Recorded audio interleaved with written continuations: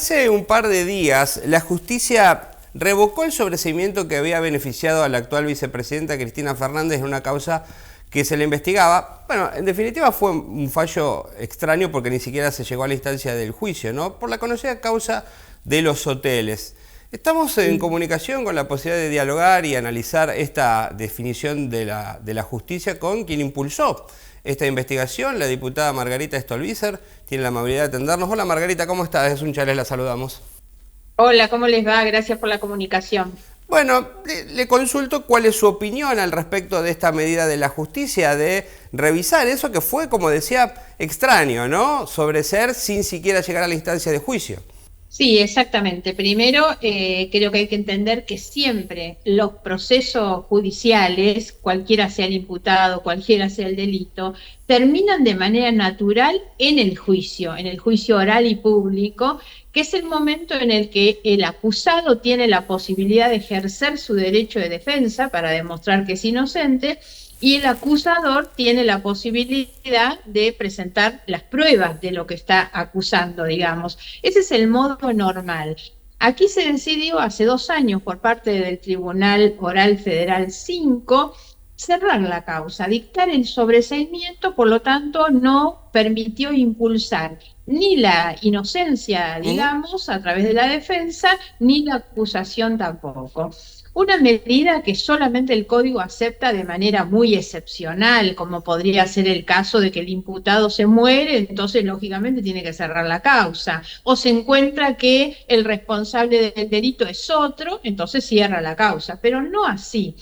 Mucho menos cuando estamos hablando de delitos realmente que requieren una investigación y una profundización, como son los delitos relacionados con la corrupción, los delitos relacionados con en contra de la administración pública, que afectan los recursos públicos. Eso fue lo que se resolvió hace 2 años.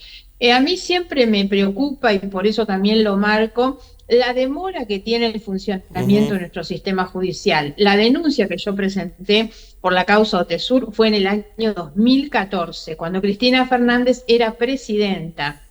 Hemos tardado 9 años y recién ahora, con el fallo de esta semana de la Cámara de Casación, recién ahora se va a abrir el juicio oral. O sea, se van a poner todas las pruebas sobre la mesa para que en definitiva después haya un fallo, una sentencia, porque no se está diciendo ahora se la declara culpable. No, ahora se va a abrir el juicio. Yo creo que una vez que las pruebas estén arriba de la mesa, la condena es inexorable, porque las pruebas son muchísimas y por esa razón tanto Cristina Fernández como sus hijos y varios de los empresarios, estos amigos del poder, estaban procesados. Y todos los funcionarios que actuaron antes, fiscales, jueces, todos llegaron a la conclusión de que esta gente había cometido una serie de delitos. Los 3 delitos son asociación ilícita, pago de dádivas, o sea, coimas, y lavado de dinero.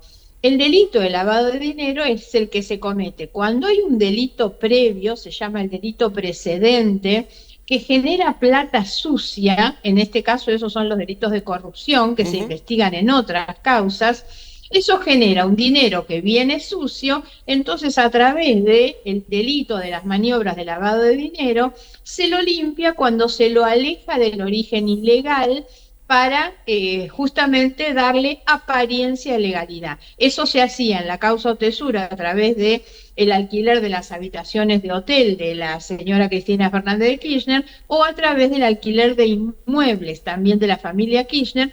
Estamos hablando que los que alquilaban y pagaban eran empresarios muy beneficiados con dinero del Estado a través de las adjudicaciones que le hacía la propia Cristina Kirchner. Entonces eso cierra un circuito muy, muy clarito, reciben plata del Estado, devuelven a través de los pagos de coimas y ayudan a lavar la plata, o sea, pagan a través de estos mecanismos usando sociedades pantalla, digamos. Claro. Usted explicó muy bien cómo era este circuito del dinero, ¿no? Que se vincula con otras causas en las que Cristina ya tiene condena, por supuesto siempre en la instancia de las apelaciones todavía, pero que ya marcó un fallo en otras causas que se vinculan con esto, ¿no?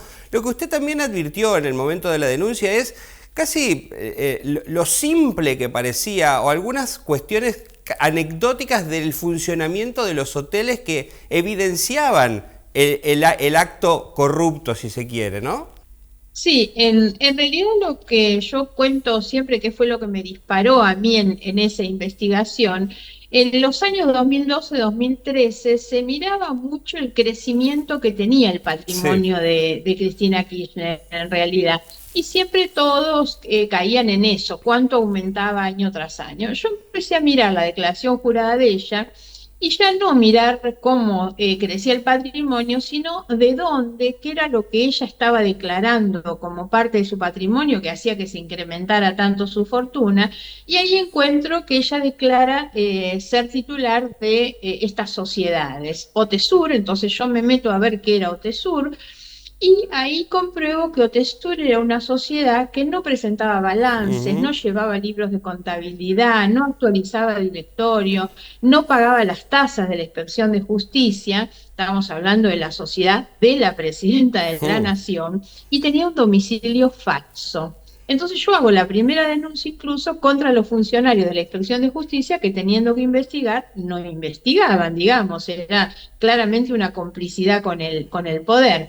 Y a partir de ahí hay algunas investigaciones que acompañan lo que yo inicio, que hace el juez Bonadío, por un lado, que es quien toma la causa, ordena allanamientos y ahí se recopila un montón de información, de documentación, que es la que está en la causa. Y también hay algunas investigaciones periodísticas interesantes, porque los periodistas se fueron al Ujú. lugar. Entonces constataron que en ese hotel ni se cambiaban las Sí. sábanas, ni se compraban las medialunas, por lo tanto, claramente no había esa ocupación de los hoteles por los que las empresas de Lázaro Báez pagaban sumas millonarias. En Claro. la causa está acreditado que las transferencias que habían entre las empresas de Lázaro Báez y la sociedad esta Otesur de Cristina Fernández eran millonarias, ¿eh? Ujú. Estamos hablando de mucho dinero, por supuesto. Ocupación plena tenía el hotel. Sí, y con sumas exorbitantes, Sí. el hotel y la sociedad registran un cambio muy grande entre los años anteriores a que Lázaro Báez se hiciera Claro. cargo y cómo incrementan sus ganancias desde que Lázaro Báez era el que le Ujú. pagaba. Esto que siempre hay que advertir, en ningún país del mundo sería natural que la jefa del Estado tenga negocios privados con empresarios contratistas del Estado. No podría ser aceptable en ningún lugar. Bueno, ella aquí pretende que eso sea tomado como una cosa normal, ¿no? Claro. Bueno, eso es delito y eso es obviamente lo que se investiga. Y Para usted, una acotación sí. también respecto a lo que usted decía, que es muy claro, ella ya fue condenada en la causa vialidad, Ujú. digamos. Y hay otra causa que para mí es muy, pero muy importante, que es la causa que se llama causa Ujú. cuadernos. Yo prefiero llamarle causa arrepentidos, Ujú. porque en esa los mismos involucrados son los que contaron a quién le pagaban, dónde entregaban la plata, quién la llevaba, para quién era, digamos. Y esta semana salió el fallo de la Corte Suprema de Justicia de la Nación, muy Claro que importante, sí. que valida la aplicación de la ley del arrepentido. Entonces, todos esos testimonios tan determinantes en esa causa son considerados válidos para continuar con la investigación. Ahora, con estos tiempos que usted dice que se toma la justicia para la investigación de causas de actos de corrupción, de hechos de corrupción, ¿qué podemos esperar sobre el devenir de estos procesos? Bueno, yo les soy sincera, no tengo Ujú. expectativas muy buenas en esto, porque tengo una mirada muy crítica en general de cómo funciona la justicia, en particular en las causas de corrupción, pero no solamente en las Ujú. causas de corrupción. Lamentablemente los tiempos de la justicia no acompañan muchas veces necesidades de una sociedad que tiene que ver con un trabajador que reclama una indemnización, digamos. En general el funcionamiento de la justicia se caracteriza por su lentitud. Así que yo no tengo expectativas muy positivas en el sentido de que vayamos a tener resoluciones antes. De todos modos, sí siempre hago foco, es que lo importante es que tengamos, que se hagan las Claro. investigaciones, que se esclarezcan los delitos, las responsabilidades, las condenas, Y siempre creo que lo más importante es la condena que tiene que ver con la pena accesoria de la inhabilitación Ujú, para ocupar cargos públicos. Si esto funcionara en los tiempos adecuados, seguramente Cristina Fernández no sería vicepresidenta, por ujú. ejemplo. Ahora, también acompañando a la condena judicial, a la acción judicial, también necesitamos una condena social, una sociedad que se escandalice y se avergüence frente a la corrupción y no los vote, porque en la medida en que siguen teniendo un poder basado en que todavía hay gente que los vota y los acompaña, y lo de la justicia va a seguir siendo igual. Entonces tiene que haber una sociedad que condene la corrupción, que no los acompañe y que le exija también al Poder Judicial actuar de otra manera. Le quiero aprovechar para hacer un par de preguntas de tinte político electoral en tiempos que se avecinan definiciones, procesos definitorios. ¿Les creemos a las encuestas, Margarita? Usted hizo un posteo muy interesante, muy irónico en estos días por las tendencias que están mostrando Sí. algunos medios. Y me pareció muy interesante verlo. ¿Por qué le habríamos de creer ahora si se equivocaron hace apenas un mes? Y se equivocaron todas, sin distinción, ¿eh? Yo miraba hace unos días un listado que me mandaron de qué era lo que cada encuestadora decía antes de la PASO. El listado era de casi 15 Ujú. encuestadoras, me parece. Todas, sin distinción, más que un punto más o menos, daba primero a Juntos por el Cambio, segundo a Massa, tercero a Milei, digamos. Ujú. Bueno, ninguna de esas 15 que estaban en el listado acertó. Entonces, ¿por qué razón habría que creerles ahora si ninguna supo adelantar? Yo agrego que, de todos modos, creo que ni nosotros los políticos, ni ustedes los periodistas, tampoco supimos leer lo que iba a pasar Eso en es la muy cierto. dimensión en que Ujú. pasó, en la dimensión. Se veía venir, pero no. Lo que pasa es que las encuestadoras tenían la obligación de saberlo. Mm. Nosotros hemos cerrado en la mirada, ellos tenían la obligación. Por eso, la verdad es que no les doy un valor, digamos, determinante de ninguna manera. Y para su espacio, la coalición en que usted integra, ¿es optimista de poder contener esos votos? Hay muchas fricciones internas. ¿Cómo ve el escenario para la candidatura de Bullrich?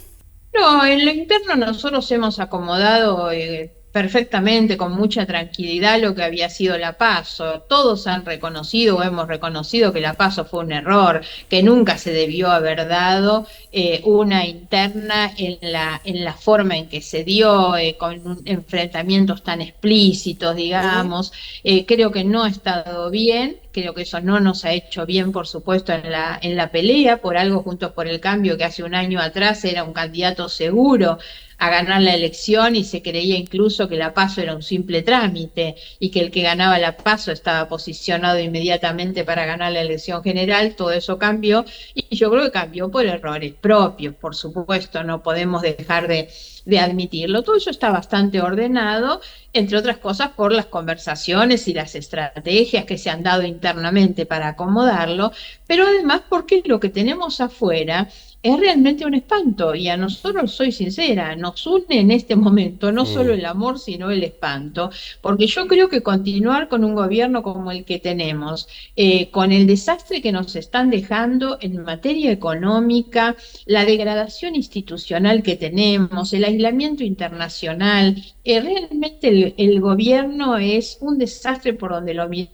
Sumemos a esto todos los episodios que hemos protagonizado durante la pandemia, que fue la falta de transparencia en las compras, que fue el vacunatorio de privilegio, que fueron las fiestas en Olivos. Bueno, además de todas estas cuestiones, el ministro candidato nos ha llevado a una inflación de 140%, sin respuestas, porque además las únicas respuestas que tienen ahora es ver de qué manera modificar impuestos para bajar impuestos, claramente en un intento demagógico frente a la elección, que lo que hace es prender una mecha para que explote al próximo gobierno, ¿no? Entonces, es muy irresponsable lo que está ocurriendo. Creo que sería muy malo para la Argentina que este gobierno pudiera continuar. Y el otro Mm. candidato es un salto al vacío, pero muy peligroso, porque es un salto a un precipicio realmente.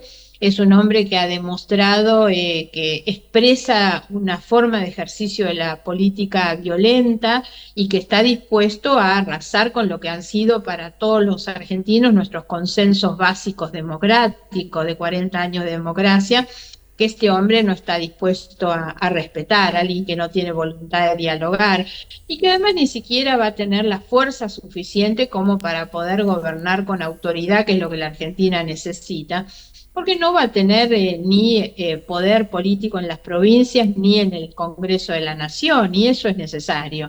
Y nos alienta mucho en este trayecto de la campaña, que Juntos por el Cambio viene mostrando un volumen, digamos, muy fuerte, sobre todo en las provincias.